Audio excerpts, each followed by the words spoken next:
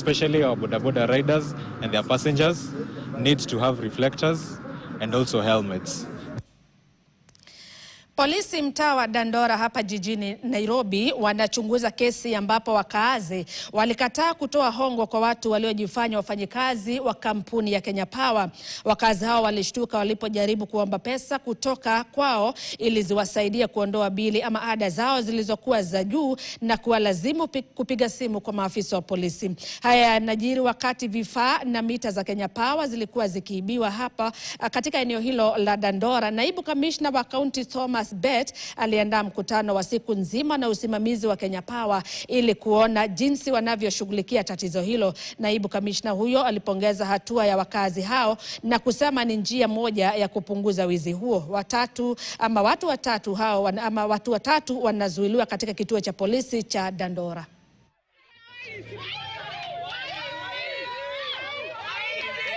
Wanakuja kuhangaisha wananchi. Leo asubuhi walikuja kwangu wakasema niko na deni ya stima. Nikasema kama niko na deni wanafaa wakate stima. Wakasema ati niko na deni sijui 178 sijui gapi. Alafu wakasema niko zero. Wakasema hivi ati nilipe nusu, hiyo ingine niende nilipiwe na Kenya Power. Nikasema siwezi toa dururu hata kama ni milioni.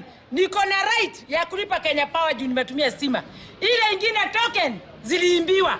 Na hizo token ni watu wanachukua. Hivi leo waliweza kuwajibika, wakaweza kutia kunasa washukiwa ambao huwa tunashuku kwamba wanashiriki katika wizi wa token meters za Kenya Power, zile za stima ambayo wananchi hutumia katika maploti zao.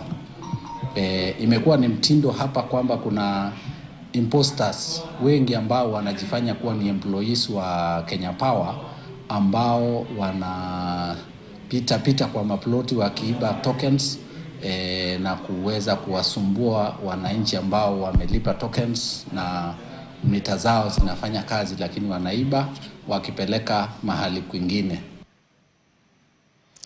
Kutoka eneo la Dandora sasa